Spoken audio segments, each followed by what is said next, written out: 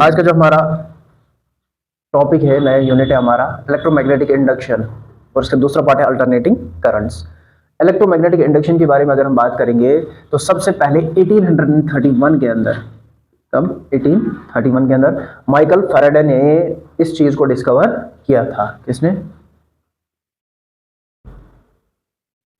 1831 के अंदर Michael Faraday ने इस चीज को डिस्कवर किया था कि जब भी मैग्नेटिक फोर्सेस, मैग्नेटिक फ्लक्स या मैग्नेटिक लाइंस ऑफ फोर्स जो है किसी सर्किट के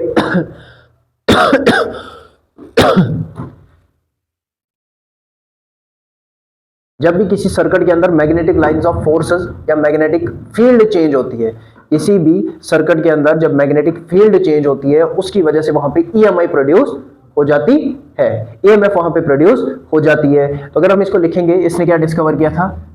जब भी magnetic lines of force, short में मैंने लिखा magnetic lines of force in A circuit change, magnetic lines of force in A circuit change, जब भी किसी सर्किट के अंदर मैग्नेटिक लाइंस ऑफ फोर्स या मैग्नेटिक फील्ड चेंज हो जाती है उसकी वजह से एक ईएमएफ प्रोड्यूस होती है। ईएमएफ, और इसी को हम करंट भी यहां पे कहते हैं।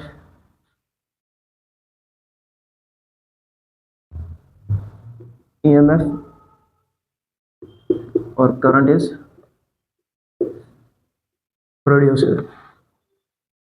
जब भी किसी सर्किट के अंदर हम मैग्नेटिक फील्ड को या मैग्नेटिक फ्लक्स को चेंज कर देते हैं तो उसकी वजह से वहां पे इलेक्ट्रोमोटिव फोर्स या तो करंट प्रोड्यूस हो जाती है, और ऐसी ईएमएफ या ऐसी करंट को हम इंड्यूस्ड ईएमएफ और इंड्यूस्ड करंट कहते हैं। इसको हम क्या कहते हैं? इंड्यूस्ड ईएमएफ या करंट कहते हैं। इसी को हमने first law of Michael Faraday's law जो है उसके फर्स्ट लॉ में हमने पढ़ना है। ईएमआई को सबसे पहले 1831 के अंदर माइकल फैराडे ने डिस्कवर किया था। इसने क्या कहा था? जब भी किसी सर्किट के अंदर हम मैग्नेटिक फील्ड को चेंज करते हैं या मैग्नेटिक फ्लक्स को चेंज कर देते हैं जिसकी वजह से उस सर्किट के अंदर इलेक्ट्रोमोटिव फोर्स और करंट प्रोड्यूस होती है, जिसको हम इंड्यूस्ड ईएमएफ या करंट कहते हैं। अगर हम बात करेंगे इंड्यूस्ड ईएमएफ या जो करंट है, जो इंड्यूस्ड ईएमएफ या करंट है, ये कितने टाइम तक उस सर्किट के अंदर रहती है? ठीक है, यहां पे एक क्वेश्चन अराइज हो रहा है, ये इंड्यूस्ड ईएमएफ और करंट जो है ये कितने टाइम तक उस सर्किट के अंदर रहती है? तो लिखिए आप, इंड्यूस्ड ईएमएफ और current lasts only for time while magnetic flux is changing and circuit is closed.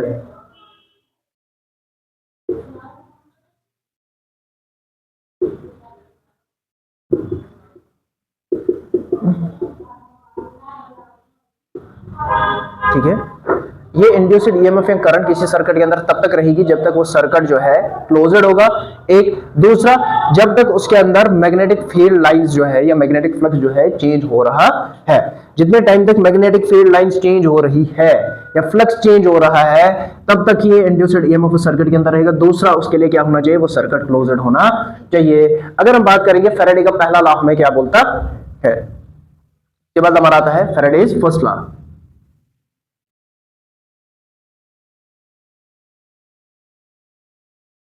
First law, Michael Faraday's first law, जब भी फ्लक्स में चेंज आएगी, क्या कह रहा है ये फर्स्ट लॉ? जब भी मैग्नेटिक फ्लक्स में चेंज आएगी, अब ये मैग्नेटिक फ्लक्स लेकिन किसी सर्किट के साथ जुड़ा हुआ होना चाहिए। जब ये मैग्नेटिक फ्लक्स किसी सर्किट के साथ जुड़ा हुआ होगा तो उस मैग्नेटिक फ्लक्स में जो ही चेंज आएगी तो उस टाइम पे उस सर्किट के अंदर इंड्यूस्ड ईएमएफ और करंट प्रोड्यूस हो जाएगी। सेम ये कह रहा है। ठीक है, इसको अगर हम लिखेंगे, whenever there is a change in whenever there is a change in, ठीक है, मैंने शॉर्ट में लिखा यहां phi magnetic flux linked with the circuit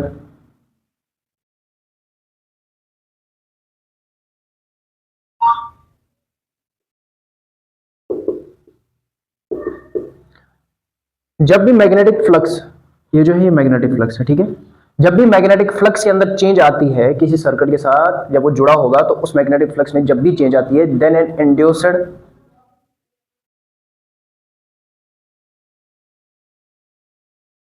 induced EMF और करंट इज प्रोड्यूस्ड। उसकी वजह से क्या होता है, इंड्यूस्ड ईएमएफ या करंट प्रोड्यूस हो जाती।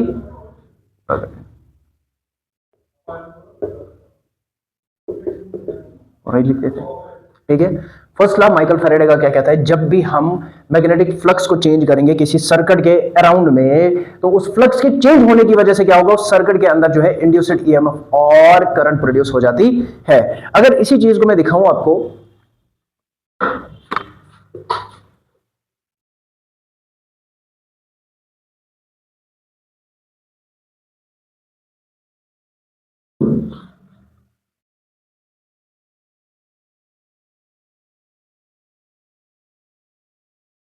ये मैंने यहां पे कोई कॉइल ले ली, ठीक है,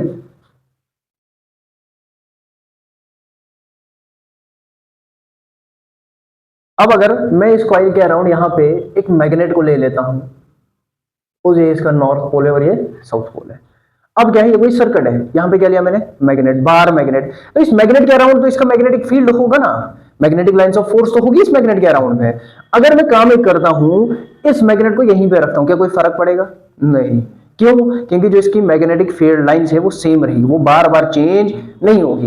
लेकिन अगर मैं काम करता हूं, इस मैग्नेट को उठा के इस कॉइल के अंदर अंदर ले जाता हूं, कहां लेता हूं, अगर मैं इस मैग्नेट को उठा के कहां ले रहा हूं, कॉइल के अंदर, फिर बाहर ला रहा हूं, किस तरीके से, ये है, ये सपोज मैं करता हूं एक मैग्नेट है, मैं ऐसे इसको क्या कर रहा हूं, अंदर बाहर, क्या उसकी वजह से इसकी फ्लक्स जो है या magnetic lines of force bar bar change हो जाएगी।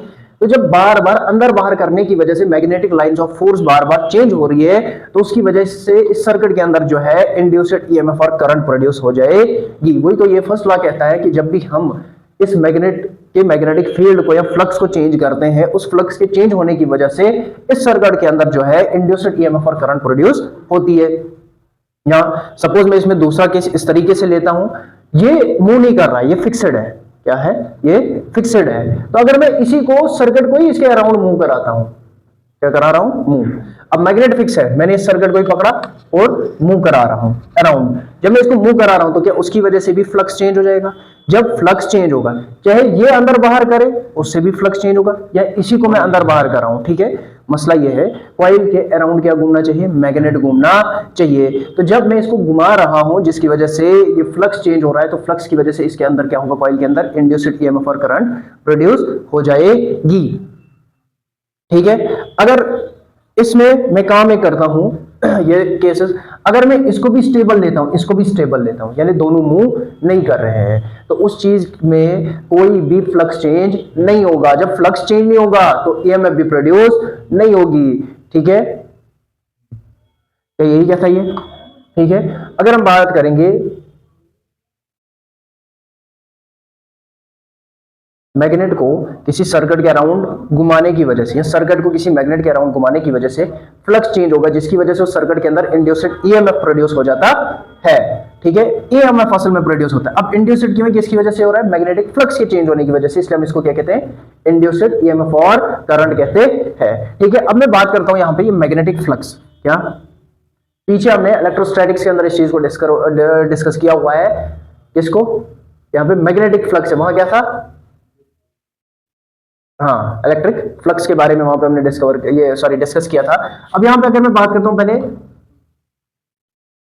मैग्नेटिक फ्लक्स क्या होता है, वहां पे भी इसको हमने फाई से रिप्रेजेंट किया था, ठीक है। यहां पे भी थोड़ा सा एडिशनल कुछ डाल देते हैं, बी मैंने डाल दिया, फाई बी, क्या डाला, फाई बी, ताकि थोड़ा डिफरेंशिएट हो जाए हमारा इलेक्ट्रोस्टैटिक और मैग्नेटिक के बीच में, ठीक है। मैग्नेटिक फ्लक्स अगर मैं बात करता हूं, वहां पे हमने बोला था number of electric field lines passing through area, एक एरिया से कितनी इलेक्ट्रिक फील्ड लाइंस पास हो रही है उसी को हम इलेक्ट्रिक फ्लक्स कहते हैं। बट यहां पे क्या है, मैग्नेटिक फ्लक्स, दैट मींस किसी एरिया से कितनी magnetic lines of force pass हो रही है उसको हम क्या बोलेंगे, magnetic flux. Number of magnetic field lines passing through an area, number of magnetic field lines of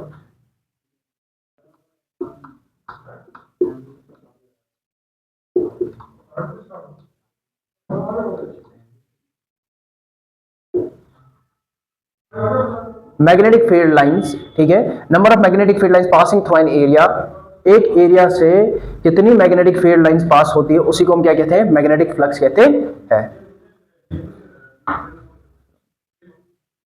एक एरिया से कितनी मैग्नेटिक फील्ड लाइंस पास हो रही है, जैसे हमने पीछे वहां पे number of electric field lines passing through an area, उसको हम इलेक्ट्रिक फ्लक्स कहते थे, तो यहां पे हम क्या कहते हैं, एक जगह से कितनी मैग्नेटिक फील्ड लाइंस पास होती है उसी को हम मैग्नेटिक फ्लक्स कहते हैं। इसको 5V से हम रिप्रेजेंट करते हैं। अब मैं अगर यहां पे सपोज करता हूं मैंने एक स्मॉल एरिया लिया,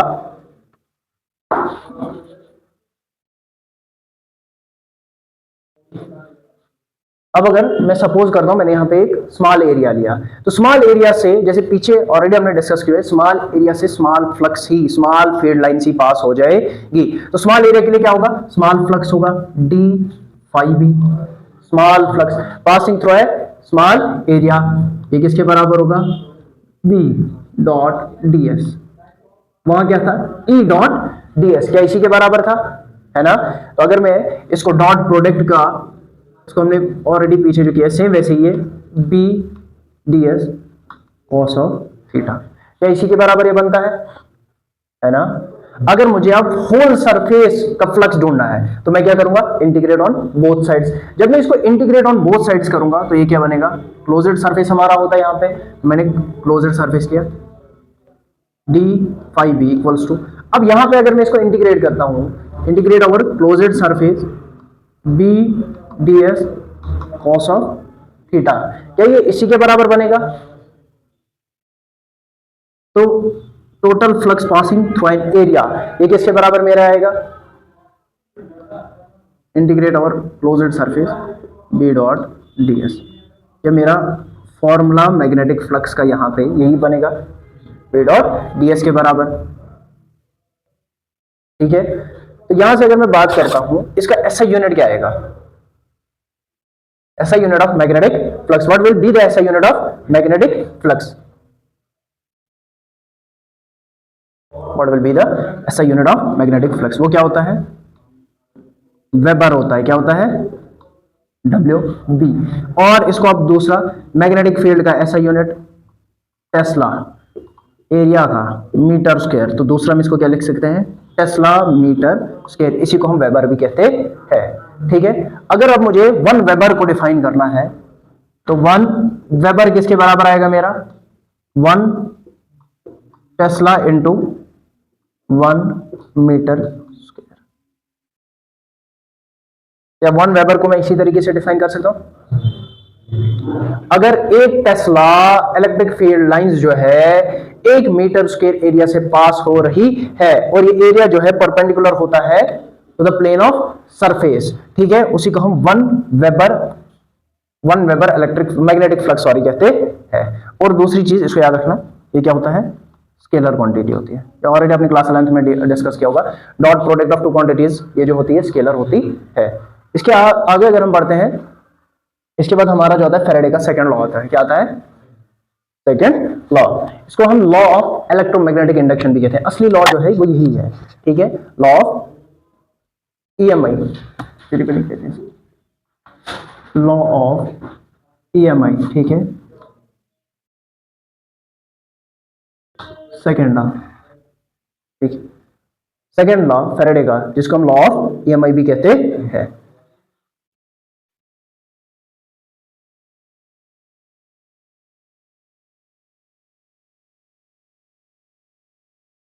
second law, Faraday's second law, और इसी को हम कहते हैं लॉ ऑफ EMI भी, इलेक्ट्रोमैग्नेटिक इंडक्शन, ठीक है।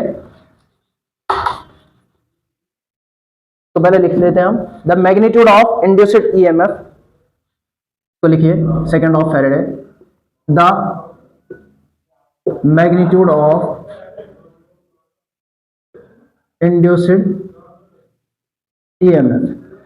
अब यहां पे क्या आ रहा है कि ये EMF जो है इसके अंदर प्रोड्यूस तो हो गया, एक सर्किट के अंदर मैग्नेटिक फ्लक्स चेंज करने की वजह से जो EMF प्रोड्यूस हुआ, इंड्यूस हुआ, उस EMF का मैग्नीट्यूड कितना होगा, दैट मीन्स अगर मैं फ्लक्स को चेंज करता हूं, उस फ्लक्स की वजह से क्या हो रहा है, मेरा ईएमएफ प्रोड्यूस हो रहा है। लेकिन ये ईएमएफ कितना प्रोड्यूस हो रहा है, ठीक है, वो हमें ये सेकंड लॉ बताता है। क्या बोलता है ये? The magnitude of induced EMF, EMF, ठीक है, the magnitude of induced EMF produced in a coil और circuit, produced in a coil और सर्किट, जो लिखना है, ठीक है, is directly proportional to the rate of, is directly proportional, is directly proportional to the rate of change. अब किस चीज के ऊपर डिपेंड करेगा? Change in magnetic flux. Magnetic flux जितना चेंज होगा उतना ही ज्यादा तो इसका भी ईएमएफ प्रोड्यूस हो जाएगा। The magnitude of induced EMF produced in a coil is directly proportional to the rate of change of magnetic flux linked with the coil. Change of magnetic flux, magnetic flux linked with the coil.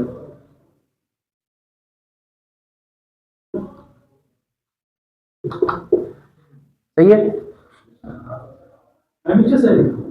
हाँ हाँ, मैं उधर ही था, वहीं की बात है। उसको अपनाना है। हाँ हाँ, बस इसको बुलाओ अपने हिसाब से, आज भी थोड़ा सा देंगे, मैंने की बात है इनसे। हाँ, ठीक है, पर फिर नाम से नहीं आया आप आएंगे, वो कहाँ बात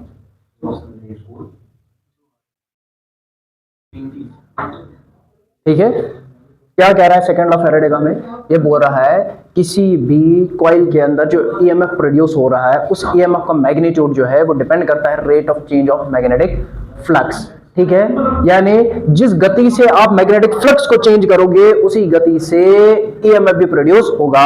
या दूसरी लैंग्वेज में अगर मैं इसको बताऊं, जिस रेट से आप मैग्नेटिक फ्लक्स को चेंज करोगे उतना ही मैग्नीट्यूड किसका होगा? ईएमएफ का होगा।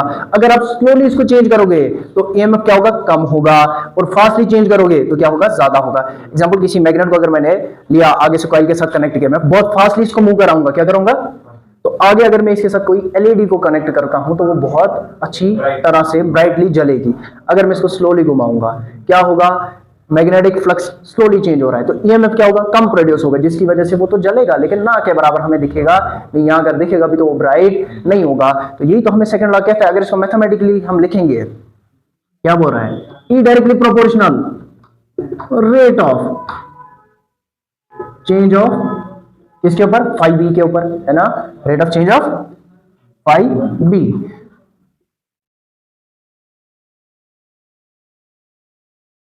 ठीक है, मैग्नीट्यूड ऑफ, इसको आप कहीं जगहों पे ऐसे मोड भी डाल देते हो, मैग्नीट्यूड ऑफ ईएमएफ, ठीक है, directly proportional to the rate of change of magnetic flux. अगर अब मैं rate of change of magnetic flux with time देखूंगा, rate of change of magnetic flux with time, वो कितना होगा?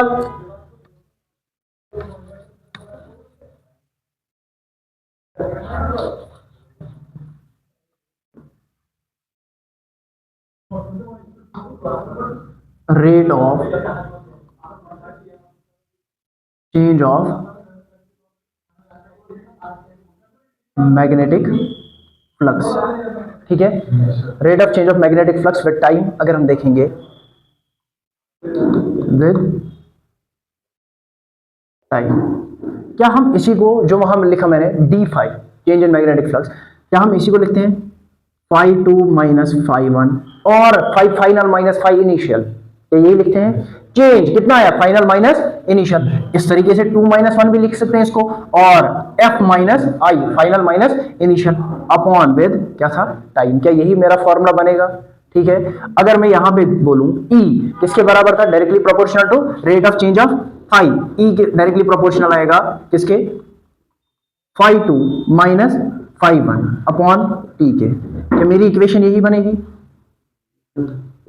क्यों? E को हमने क्या कहा? Directly proportional to the rate of change of magnetic flux. तो मैग्नेटिक फ्लक्स में चेंज क्या होगी? Final flux minus initial flux, जो डिफरेंस होगा वही तो चेंज आई होगी, अपॉन टाइम। तो ये हमारी फर्स्ट इक्वेशन यहां से बनी। इसके बाद अगर मैं बात करता हूं, suppose if d phi magnetic flux changes, कितना? If d phi flux changes in time dt, ठीक है।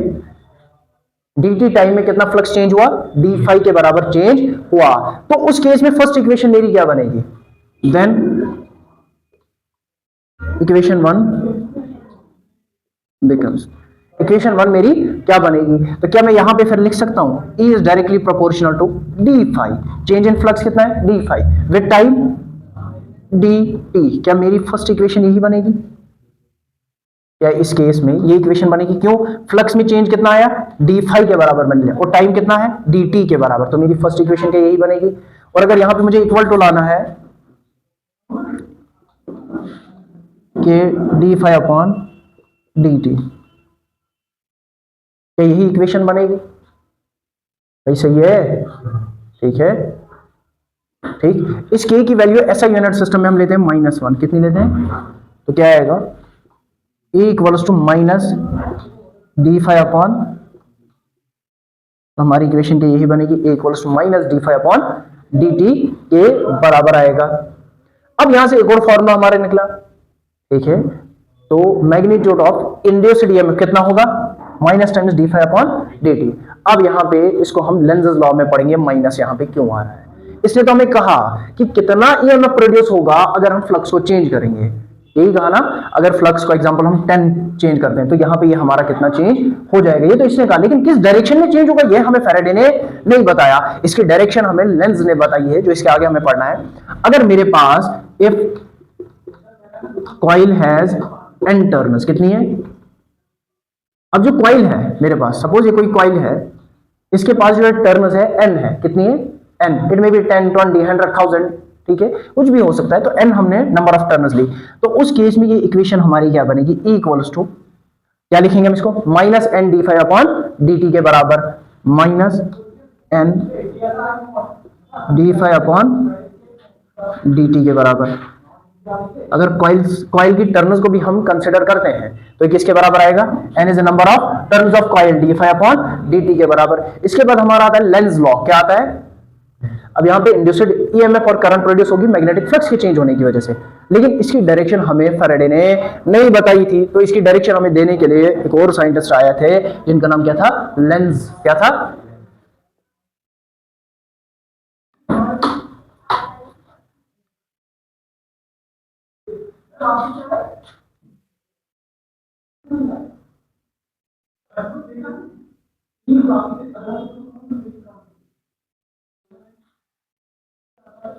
अब क्या हमारा लेंज लॉ, ठीक है।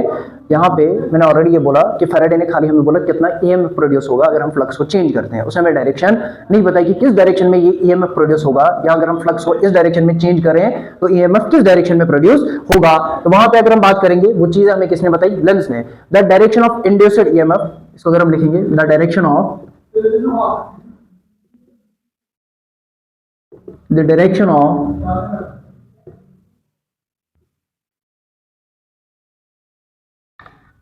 इसकी direction, the direction of induced EMF is such that the direction of induced EMF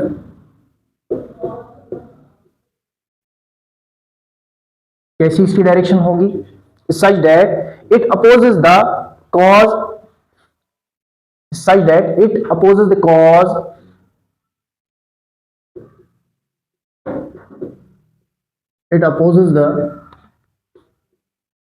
cause responsible for its production, cause responsible for its production।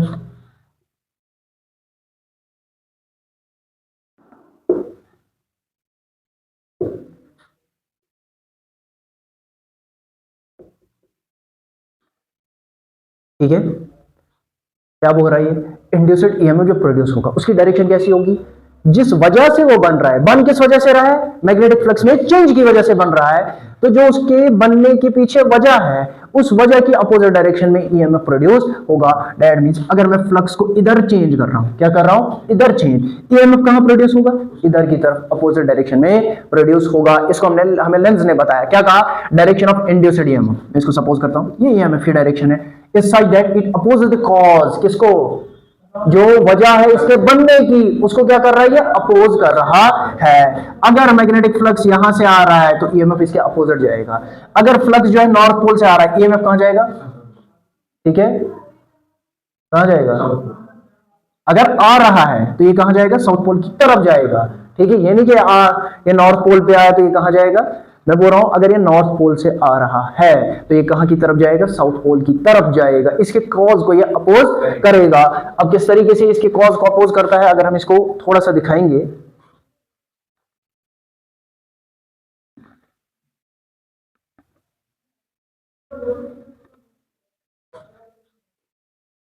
Suppose करता हूं मैंने यहां पे एक कॉइल ली,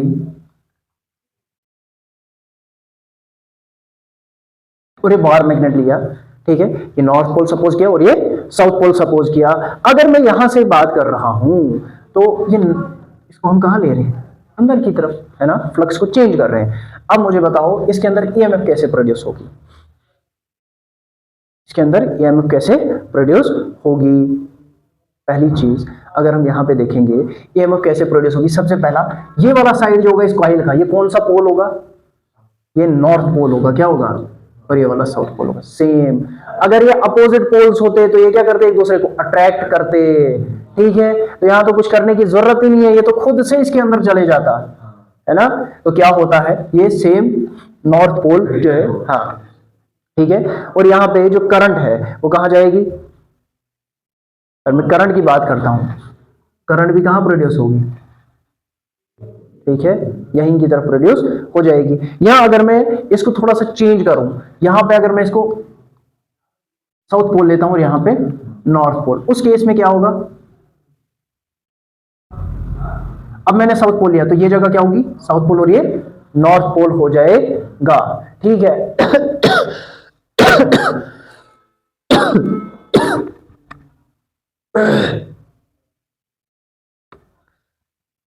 ठीक है, अगर मैंने इसको साउथ पोल लिया, इसको साउथ पोल, करंट कहां की तरफ प्रोड्यूस हो जाएगी, ईएमएफ और करंट, देखो ये जा रहा है इधर, करंट कहां जाएगी, उधर अपोजिट डायरेक्शन में। ठीक है, इसके कॉज जो होगा उसके अपोजिट ये जाने की कोशिश करेगा। अगर मैं इसको दूसरे तरीके से भी रिप्रेजेंट करने की कोशिश करूंगा, अगर मैं इन कॉइल्स को थोड़ा सा गल्वानोमीटर अगर मैं इनके साथ ऐड कर देता हूं, क्या करता हूं, गल्वानोमीटर को अगर मैं इनके साथ लगा देता हूं,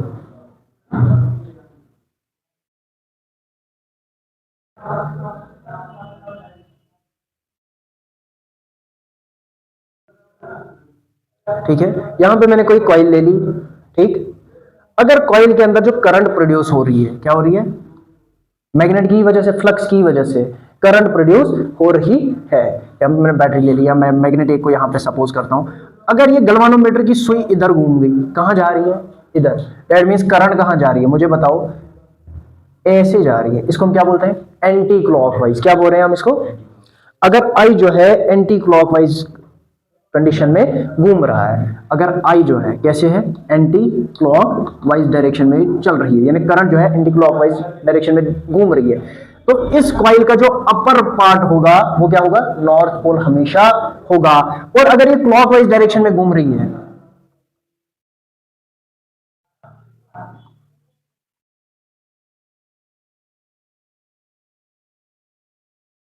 ठीक है, अगर अब ये क्लॉकवाइज, करंट कैसे जा रही है, क्लॉकवाइज डायरेक्शन में, करंट ऊपर से आ रही है, क्लॉकवाइज डायरेक्शन में करंट घूम रही है, उस केस में हमेशा जो अपर पार्ट होगा इस कॉइल का वो क्या होगा, साउथ पोल, अपर एंड क्या होगा, साउथ पोल होगा। ये लेंजेस लॉ था, नेक्स्ट लेक्चर में इससे आगे इसको कवर करेंगे। Thank you.